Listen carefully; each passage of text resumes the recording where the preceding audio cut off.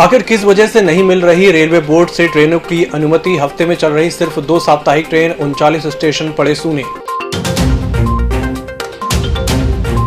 Vaccination महाअभियान में vaccine लगाने वालों की उमड़ी भीड़ और चिकित्सकों की कमी से जूझता सामुदायिक स्वास्थ्य केंद्र बिरसा। नमस्कार, बालाघाट लाइव के इस बुलेटिन में आपका स्वागत है। मैं हूं आपके साथ आकाश। अब देखते हैं खबरें विस्तार से। जबलपुर से गोंदिया तक भारी भरकम राशि से बनाए गए ब्रॉडगेज ट्रैक से 285 किलोमीटर फासले के 39 रेलवे स्टेशन और 3 जिलों को ट्रेनों का इंतजार है। वर्तमान में यहां से केवल 2 जोड़ी साप्ताहिक ट्रेन, जो कि सप्ताह में एक दिन निकलती हैं। इसके अलावा कोई ट्रेन संचालित नहीं हो रही। जहां पश्चिम मध्य रेल प्रशासन को SECR जोन से सहमति का इंतजार है, तो वहीं SECR को रेलवे बोर्ड से निर्देश की प्रतीक्षा है। वे इसके लिए अपना प्रपोजल बोर्ड को भेज चुके हैं। दोनों जोन की इस रस्साकसी का शिकार बालाघाट, मंडला और गोंदिया जिले के लोग बन रहे हैं। पश्चिम मध्य रेल ने यहां से एक ट्रेन का संचालन शुरू किया था, मगर कोविड-19 की दूसरी लहर के चलते इसे बंद करना पड़ा था। कोरोना से बचाव के लिए शासन द्वारा सभी लोगों को वैक्सीनेशन कराने 25 और 26 अगस्त को कोरोना टीकाकरण महाअभियान का आयोजन किया गया है, जिसमें 25 अगस्त को नगर मुख्यालय में PG कॉलेज में वैक्सीनेशन केंद्र और ग्रामीण क्षेत्रों के स्वास्थ्य केंद्रों में भी वैक्सीन लगाने केंद्र बनाया गया। इन केंद्रों में वैक्सीन लगाने पंजीयन काउंटर में 18 से 45 वर्ष के लोगों की लंबी कतार लगी रही। लोगों को वैक्सीन लगाने लंबा इंतजार करना पड़ा। आज कोविड-19 का पहला और दूसरा डोज दोनों लगाए गए। स्वास्थ्य विभाग द्वारा दोनों दिन 65,000 वैक्सीन का लक्ष्य निर्धारित किया गया है। सामुदायिक स्वास्थ्य केंद्र बिरसा में विगत कई वर्षों से महिला चिकित्सक, एक्सरे मशीन ऑपरेटर सहित अन्य पद रिक्त हैं। इसके बाद भी स्वास्थ्य केंद्र में अपनी सेवा दे रहे नेत्र विशेषज्ञ डॉक्टर राहंगडाले का हस्तांतरण समझ के परे है। चूंकि बिरसा तहसील की आबादी और क्षेत्रफल बहुत लंबा होने के कारण यहाँ पर बहुत दूर दूर से लोग अपना नेत्र परीक्षण और इलाज के लिए आकर लाभ लिया करते हैं। विगत कई वर्षों से स्वास्थ्य केंद्र बिरसा में महिला चिकित्सकों की मांग क्षेत्र की जनता करती आ रही है, जिसको शासन के द्वारा अनसुना किया जा रहा है। अब डॉक्टर राहंगडाले का भी हस्तांतरण हो जाने से क्षेत्र की जनता में भारी आक्रोश व्याप्त है। क्षेत्र की जनता ने मांग की है कि जब तक स्वास्थ्य केंद्र में डॉक्टर राहंगडाले के स्थान पर कोई दूसरा नेत्र चिकित्सक नहीं आ जाता, तब तक डॉक्टर राहंगडाले को यथावत रखा जाए। परसवाड़ा क्षेत्र अंतर्गत ग्राम पंचायत टेकाड़ी के ग्राम गांगुलपारा में सड़क की सुविधा नहीं होने से आदिवासी ग्रामीण काफी परेशान हैं।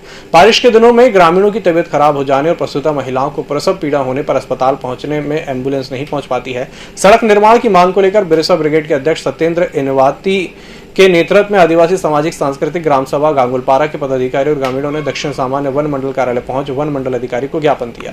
गांगुलपारा को लेकर आने का कारण यह है कि वहाँ पे पिछले 3 पीढ़ियों से वहाँ पे 150 से 200 लोग परिवार वहाँ पे निवास कर रहे हैं। वहाँ पे सबसे बड़ी समस्या यह है कि सड़क की समस्या है।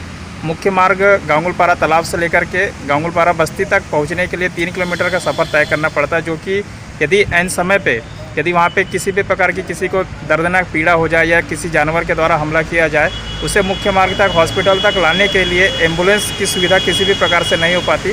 रास्ते में ही वह व्यक्ति दम तोड़ देता है।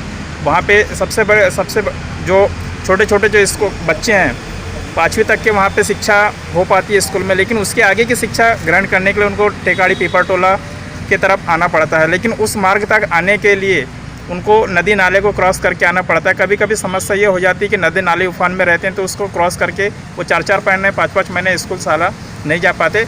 ऐसी विकराल समस्या के कारण आज हम वन मंडल अधिकारी बालाघाट को इस ज्ञापन को लेकर के आए थे।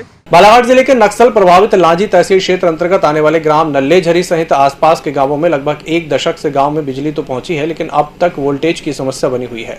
बिजली विभाग द्वारा ग्रामीण अंचलों में पर्याप्त बिजली नहीं दी जा रही है और मनमाना बिल थमा दिया जा रहा है, जिससे परेशान होकर ग्रामीणों ने कलेक्टर कार्यालय पहुंचकर कलेक्टर को ज्ञापन देकर इस समस्या से निजात दिलाने गुहार लगाई है।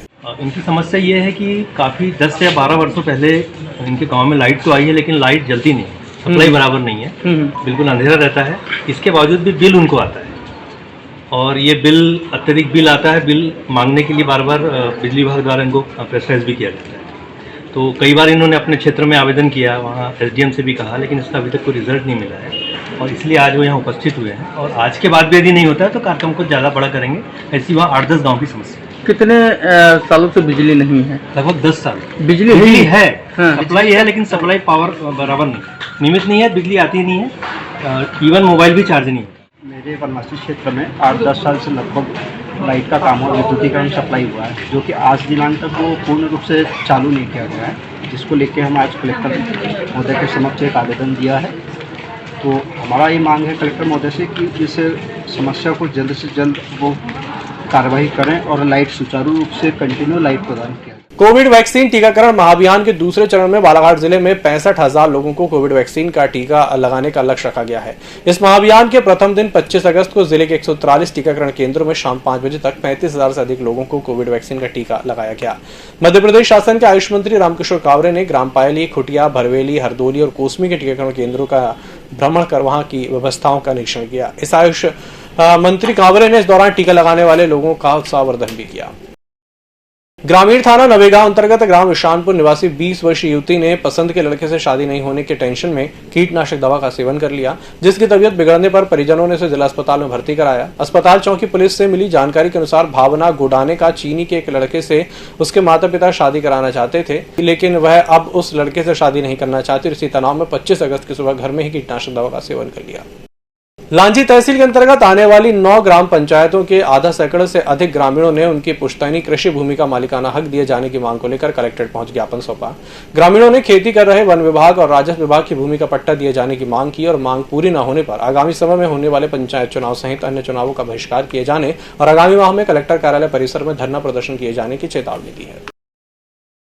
इस बुलेटिन में फिलहाल इतना ही। इसी के साथ मुझे दीजिए इजाजत। नमस्कार।